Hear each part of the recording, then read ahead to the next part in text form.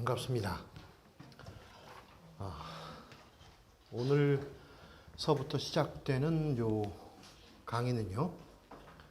괜히 프린트물을 보게 되면 고급이라고 써져 있는데 그냥 아무 의미 없이 고급이라고 써놓은 것은 아닙니다. 여러분들이 이제 조금 있으면 모강을 시작을 해야 되는데요. 모강을 하기 전에 마지막으로 가장 높은 난이도의 문제를 풀면서 그동안 공부했던 전체적인 내용을 정리하는 그런 시간을 가져보겠습니다. 여기 있는 문제들은요, 그냥 무작스럽게 그냥 난이도가 높은 그런 단순한 문제들이 아니고 이미 우리 시험에, 그러니까 그 5급 시험에 한 번씩은 다 응용이 됐었던 그런 내용의 문제들로만 선별을 해가지고 왔으니까 문제가 어렵다 그래가지고 문제 전체를 보려고 그러지 마시고 그 문제에서 나타내주는 개별적인 사실에 신경을 좀 써가면서 공부를 좀 해보도록 하겠습니다. 내일서부터는 그냥 수업이 진행이 될 거고요. 오늘은 첫날입니다. 그래서 아마 여러분들이 굉장히 익숙치 않은 문제들이 있을 것 같아서 오늘은 수업 패턴을 조금 달리 할 겁니다. 미리 푸는 시간을 좀 넉넉하게 주면서 수업을 하면 참 좋겠는데 그러면 수업 시간이 조금 부족해지니까 딱 1분씩만 시간을 주겠습니다. 그 1분 동안에 먼저 한 문제를 전체적으로 훑어보고 어떤 문제인지 본 다음에 그 다음에 수업을 시작하도록 하겠습니다. 1번서부터 시작하겠습니다. 지금서부터 1분 시간 드릴 테니까 문제 전체 파악을 좀 해주십시오. 한 기억 정도까지 볼 수 있으면 될 겁니다.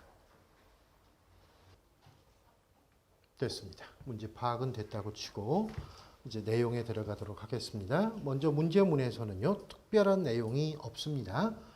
표 1에서는 학교 수 정도의 동그라미 쳐주시고요. 표 2에는 교원 1인당 학생 수에 역시 마킹을 해주시고요. 표 3에서는 교원 수고요. 표 4에서는 컴퓨터 한 대당 학생 수, 여기다가 마킹 정도 하고 나면 문제 보는 것까지 합쳐서 한 5초에서 10초 정도 소요가 됩니다.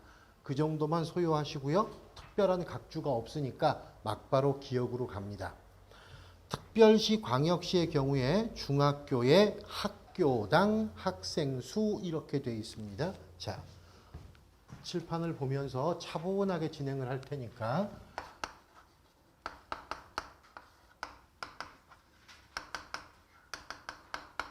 이게 일단은 제일로 중요한 얘기입니다. 그러니까 항상 등식변, 이 문제는 지금 등식 변환하고 그 다음에 수 구조에 초점을 둔 그런 시험 문제입니다. 등식 변환을 하려고 그러면 지문에서 얘기하고 있는 것을 먼저 우리가 분수 구조로 만들어 놓고 요 식들을 어떻게 주어져 있는 표와 자료를 통해서 끄집어낼 것인가를 먼저 생각해야 되는데 지금 거기를 보시게 되면 학교 수는 표 1번에 있습니다. 그런데 지금 문제가 되는 게 바로 요 학생 수가 없습니다. 그러면 등식 변환을 하기 위해서 학생 수가 들어가 있는 목록으로 가야 되겠죠? 학생 수가 들어가 있는 목록이 어디 있냐면 표 2에 있습니다. 그런데 이 학생 수는 분모에 다시 교원 수가 분모에 있고 분자에 학생 수가 있는 것이니까 결국은 이 교원 수를 없애줘야 되는 것이죠. 그러니까 표 3에 지역별 교원 수가 나와 있으니까 표 3에 있는 지역별 교원 수를 표 2에 있는 교원 1인당 학생 수하고 곱해버리게 되면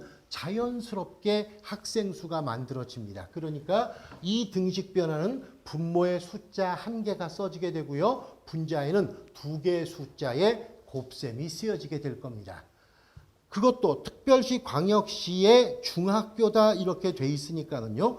특별시, 광역시의 중학교의 학생 수는 983명입니다. 이거 참 부핀. 983명이고요. 그 다음에 표 2에 있는 중학교에 있는 숫자는 19.3. 요게 교원 1인당 학생 수고요. 여기다가 실제 중학교 학생 수인 39,705. 이게 개념상으로 우리가 원하는 값이 되는 겁니다. 요게 지금 중학교 거고요. 초등학교 것도 똑같이 같이 써주시면 됩니다. 그럼 초등학교는 분모가 1622가 되고요. 요게 19.4가 되고요. 그 다음에 요게 6623 이렇게 만들어집니다. 이렇게 만들어 놓기까지가 우리 시험 문제에서 제일 중요한 요소이고요. 실제로 여러분들이 시험장에 가게 되면은요, 요 정도만 써놓으면 거의 끝났구나 라고 해결을 할 수 있을 정도로 문제들은 그렇게 많이 어렵지는 않습니다. 그런데 이제 여기서 고급 훈련을 하는 거니까 이렇게 써놓고 나서 어느 것이 더 큰가 작업을 지금부터 시작해 보겠습니다. 지금 여기 숫자, 요 숫자를 쓰는 것도 지금 조금 문제가 있는데요. 그 숫자를 쓰는 거는 이 두 개의 숫자가 똑같이 5자리 숫자니까 그냥 2자리씩만 써도 사실은 크게 문제가 없습니다. 제가 의미를 주려고 이렇게 쓴 건데 여기서 39만 쓰고요. 여기서 60만 쓰고요. 이렇게 써도 크게 무리는 없습니다. 다만 이 두 식을 우리가 놓고 본다 그러면 이게 바로 큰 수의 흐름을 가지고 여러분에게 설명시켜 드리는 내용입니다. 지금 이 내용을 보면은요. 98에다가 4를 곱하게 되면 39.2가 나옵니다. 그러니까 392가 나옵니다. 여기다가 4를 곱하게 되면 392가 나온다는 얘기는 무슨 말이냐면 지금 동그라미를 친 이 값이 40보다 조금 크다라는 것을 의미하는 것이죠. 그러면 여기서 40이라고 하는 숫자가 만들어지게 되면 똑같이 여기서도 40이라는 숫자를 가지고 비교를 해봅니다. 그런데 여기서 40은요. 6만 4천 계열의 숫자가 만들어져야 되는데 6만 정도 계열의 숫자밖에 없으니까 얘는 40에 현저히 모자라게 됩니다. 우리 시험 문제에서 한 중간 정도 되는 난이도의 문제는 이 대목에서 게임이 끝납니다. 그게 무슨 소리냐면 중간 정도의 난이도의 시험 문제라면 얘가 40이 넘고 얘가 40이 안 되는데 여기 있는 이 숫자가 19.2 이 정도로 곱해지는 게 중간 정도의 난이도 시험 문제입니다. 그거 무슨 말이냐면 얘가 얘보다 동그라미 친 부분이 큰데 곱해지는 숫자도 더 크니까 당연히 더 큰 것이다 이렇게 가는 것이죠.